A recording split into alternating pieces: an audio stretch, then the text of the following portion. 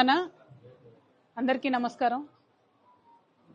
వైరా మాజీ శాసనసభ్యులు గౌరవనీయులు మదన్ లాల్ గారు మరణం అనేటటువంటిది ఖమ్మం జిల్లా బీఆర్ఎస్ పార్టీకి తీరని లోటుగా నేను భావిస్తూ ఉన్నాను. వారి కుటుంబంలో అనుకోకుండా కరెక్ట్గా 2 నెలల ముందు ఇంకొక విషాద ఘటన కూడా జరిగింది. తర్వాత వీరు మరణించడం. ముందుగా మదన్ లాల్ గారి కుటుంబ సభ్యులందరికీ కూడా ఆ భగవంతుడు మీకు ధైర్యం ఇవ్వాలని చెప్పి, వారి ఆత్మకు శాంతి కలగాలని చెప్పి మనస్ఫూర్తిగా నేను ప్రార్థిస్తూ ఉన్నాను. వైరా నియోజకవర్గం నుండి వచ్చినటువంటి అనేక మంది బీఆర్ఎస్ పార్టీ కార్యకర్తలు కూడా మరి అన్న లేకపోవడం మాకు నియోజకవర్గంలో పెద్ద లోటు అని చెప్తా ఉన్నారు. వారందరికీ కూడా ధైర్యం ఇస్తూ ఉన్నాం. బీఆర్ఎస్ పార్టీ మీకు అండగా నిలబడుతుంది. పెద్దలు కేసీఆర్ గారి నాయకత్వంలో వైరా నియోజకవర్గంలో తప్పకుండా మళ్ళీ మనం గులాబీ దళాన్ని, గులాబీ జెండాను బలంగా కాపాడుకుంటామనే విషయాన్ని కూడా ఈ సందర్భంగా మీకు తెలియజేస్తూ ధైర్యంగా ఉండవలసిందిగా కార్యకర్తలందరినీ కూడా నేను కోరుతా ఉన్నాను. అదేవిధంగా మీ అందరికీ తెలుసు, ఇవాళ ఎక్కడ చూసినా కూడా వానలు పడుతున్నాయి. రైతులందరూ కూడా మరి రైతు బంధు, రైతు భరోసా వేశామని చెప్పి ప్రభుత్వం చెప్తున్నా, నేను ఇప్పుడే వివిధ గ్రామాల నుంచి పర్యటన చేస్తూ ఇక్కడికి రావడం జరిగింది. రైతు భరోసా వేసి ఏదో ఎన్నికలకు పోదామని ప్రభుత్వం ఎంత ప్రయత్నం చేస్తున్నా రైతులు ఎవరు కూడా సంతోషంగా లేనటువంటి విషయాన్ని ఈ సందర్భంగా ప్రజలందరూ కూడా గమనించవలసిందిగా కోరుతా ఉన్నారు. ఎక్కడికి పోయినా రైతన్నలు ఒకటే మాట చెప్తున్నారు, ఏదో కంటి తుడుపుగా మాకు రైతు బంధు వేసి ఎన్నికలకు పోయేటటువంటి ప్రయత్నం, ఎన్నికల కోసం మాత్రమే రైతుల్ని తలుచుకునేటటువంటి ప్రయత్నం కాంగ్రెస్ పార్టీ చేస్తుందన్న విషయం ఇవాళ చిన్న పిల్లల్ని అడిగినా కూడా తెలుస్తున్నటువంటి సందర్భం. ఎందుకంటే నిన్న మొన్నటి వరకు వడ్ల కొనుగోలులో రైస్ మిల్లర్లు ఇష్టారాజ్యంగా రైతులను వేధిస్తే ఈ ఖమ్మం జిల్లాలో 3 మంత్రులుండి ఒక్కరు కూడా రైతుల్ని కనీసం పలకరించిన పాపాన పోలేదు. బోనస్ ఇస్తామని చెప్పి సన్నవడ్లు వేయమని చెప్పి రైతులకు చెప్పి మరి బోనస్ అంతా కూడా బోగస్ చేసినటువంటి పరిస్థితి కాంగ్రెస్ పార్టీని గమనిస్తూ ఉన్నాం మనం. మరి ఇట్లా చెప్పుకుంటూ పోతే రైతుల పట్ల కేవలం ఇప్పుడు స్థానిక సంస్థల ఎన్నికలు రాబోతా ఉన్నాయనే ప్రేమను కాంగ్రెస్ పార్టీ కురిపిస్తుందన్న విషయాన్ని నాకంటే ఎక్కువ ప్రజలే ఎక్కడికి పోతే అక్కడ మాకు చెప్తున్నటువంటి సందర్భాన్ని కూడా గమనిస్తున్నాం.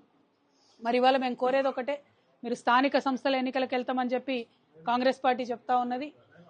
వెళ్లే ముందు ఖచ్చితంగా 42% బీసీలకు రిజర్వేషన్ ఇచ్చిన తర్వాతనే స్థానిక సంస్థల ఎన్నికలు పెట్టాలని కూడా మేము డిమాండ్ చేస్తూ ఉన్నాం. మరి స్థానిక సంస్థల ఎన్నికల్లో బీసీ రిజర్వేషన్ ఇస్తామని ఎన్నికలప్పుడు మీరు మాట ఇచ్చిండ్రు, కామారెడ్డి డిక్లరేషన్లో చెప్పిండ్రు, మేమందరం ఒత్తిడి తెస్తే అసెంబ్లీలో బిల్లు పెట్టిండ్రు. కానీ బిల్లు పాస్ అవ్వగానే చేతులు దులుపుకొని అది అక్కడ ఢిల్లీకి పోయింది, మాకు సంబంధం లేదు, కాబట్టి ఇప్పుడు మేము ఎన్నికలు పెట్టుకుంటామని చెప్పి మాట్లాడుతూ ఉన్నారు. ప్రజలు మీ మోసాన్ని గమనిస్తూ ఉన్నారు. తెలంగాణ ప్రజలు రాజకీయ చైతన్యం ఉన్నటువంటి వాళ్ళు, చాలా చురుకైనటువంటి వాళ్ళు. కాంగ్రెస్ పార్టీ ఇప్పుడు మాకేం పని లేదు, కేవలం అక్కడ కేంద్రం నుంచి బిల్లు రావాలి అని చెప్పి దాటవేసే ప్రయత్నం చేస్తే ఊరుకోరు. ఖచ్చితంగా లోకల్ బాడీ ఎన్నికలు 42% బీసీ రిజర్వేషన్ అమలైన తర్వాత మాత్రమే చేయాలని డిమాండ్ చేస్తూ మేము 17వ తారీఖు నాడు, జూలై 17వ తారీఖు నాడు రైల్ రోకోకు కూడా పిలిపివ్వడం జరిగింది. మరి రైల్ రోకో ద్వారా ఖచ్చితంగా ఢిల్లీ మీద ఒత్తిడి పడుతుంది. నిన్న మొన్ననే సుప్రీంకోర్టు నుంచి ఒక తీర్పు కూడా వచ్చింది. ఏదన్నా బిల్లు రాష్ట్రాల నుంచి పాస్ అయి గౌరవనీయులు రాష్ట్రపతి గారి దగ్గరకు వస్తే 3 నెలలకు మించి ఆ బిల్లును పెట్టుకోరాదని చెప్పి సుప్రీంకోర్టు కూడా తీర్పిచ్చినటువంటి సందర్భాన్ని మనం గమనించవచ్చు. మరి ఆ తీర్పును గౌరవిస్తూ వెంటనే భారతీయ జనతా పార్టీ మరి ఖచ్చితంగా బిల్లును పాస్ చేయాలి. 42% బీసీలకు రిజర్వేషన్ ఇవ్వాలని కోరుతున్నాం. నిన్ననే కొత్తగా భారతీయ జనతా పార్టీ రాష్ట్ర అధ్యక్షులుగా గౌరవనీయులు రామచంద్రరావు గారు ఎన్నికయ్యారు. మరి వారికి ఇవాళ మేము లేఖ రాయడం జరిగింది. ఖచ్చితంగా మీరు బీసీ బిల్లును పాస్ చేయించడమే మీ మొట్టమొదటి అంశంగా టేకప్ చేయాలని చెప్పి కొత్తగా ఎన్నికైనటువంటి అధ్యక్షులు రామచంద్రరావు గారిని నేను రిక్వెస్ట్ చేస్తా ఉన్నాను. ఎందుకంటే చరిత్రలో నిలబడిపోయేటటువంటి పని ఇది. అందరూ కూడా మద్దతు ఇస్తున్నటువంటి అంశం.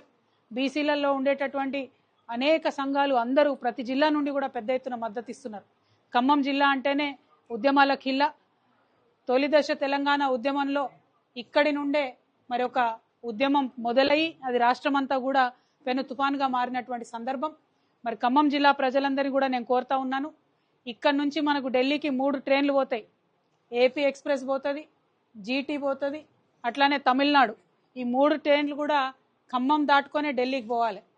17 జూలై నాడు ఒక్క ట్రైన్ కూడా ఢిల్లీకి చేరకూడదు.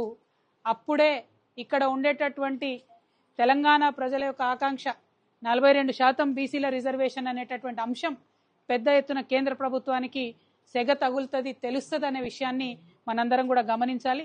ఖమ్మం జిల్లా ప్రజల్ని నేను రిక్వెస్ట్ చేస్తున్నా, 17 జూలై నాడు ఖచ్చితంగా ఖమ్మంలో రైల్ రోకోకి అందరినీ మద్దతు ఇవ్వాల్సిందిగా నేను కోరుతా ఉన్నా.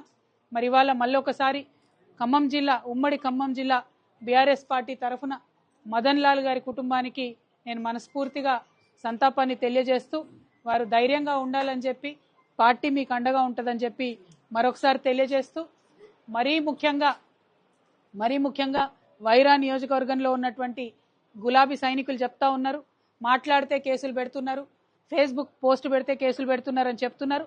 ఇక్కడ ఉండేటటువంటి 3 మంత్రుల్ని కూడా నేను రిక్వెస్ట్ చేస్తా ఉన్నా, మీరు ప్రజలకు ఇచ్చినటువంటి హామీలు నెరవేర్చండి, మీరు విద్యార్థులకు ఇచ్చినటువంటి హామీలు నెరవేర్చండి, మహిళలకు 2500 రూపాయలు ఇస్తామన్నారు ఆ హామీ నెరవేర్చండి, రైతు బంధు పెంచుతామన్నారు ఆ హామీ నెరవేర్చండి, పెన్షన్ 4000 చేస్తామన్నారు ఆ హామీ నెరవేర్చండి. హామీలన్నీ పక్కకు పెట్టారు, ఖమ్మం జిల్లా అభివృద్ధిని పక్కకు పెట్టిండ్రు. గోదావరి నీళ్లు ఆంధ్రప్రదేశ్ ఎత్తుకొని పోతా ఉంటే చూస్తూ కూర్చున్నారు. బంకచర్లకు సంబంధించి గోదావరి నీళ్లు తరలించుకొని పోతుంటే కనీసం మాట్లాడలేనటువంటి స్థితిలో మీరు ఇక్కడ ఉన్నారు. వాటిని సీరియస్గా టేకప్ చేయండి. బంకచెర్ల నుంచి గోదావరి నీళ్లు తీసుకొని పోతే తరతరాల మన తెలంగాణ ప్రజలు ఇబ్బంది పడేటటువంటి ఆస్కారం ఉంటుంది. వాటి మీద దృష్టి పెట్టండి. అవన్నీ పక్కకు పెట్టి బీఆర్ఎస్ పార్టీ నాయకులు మాట్లాడుతున్నారు, వాళ్ళ మీద కేసు పెడతాం, జాగృతి నాయకులు మాట్లాడుతున్నారు, వాళ్ళ మీద కేసు పెడతాం అంటే ఎవరు చూస్తూ ఊరుకోరు. ప్రజలు తిరగబడే రోజు వస్తుంది. ఖమ్మం జిల్లా ప్రజలు మిమ్మల్ని నమ్మి ఓటేసిండ్రు, మీకు 3 మంత్రి పదవులు వచ్చినాయి. ఇప్పటికన్నా కనీసం మంచి చేయండి అని చెప్పి కాంగ్రెస్ ప్రభుత్వాన్ని కోరుతా ఉన్నాను. Thank you. జై తెలంగాణ, జై కేసీఆర్.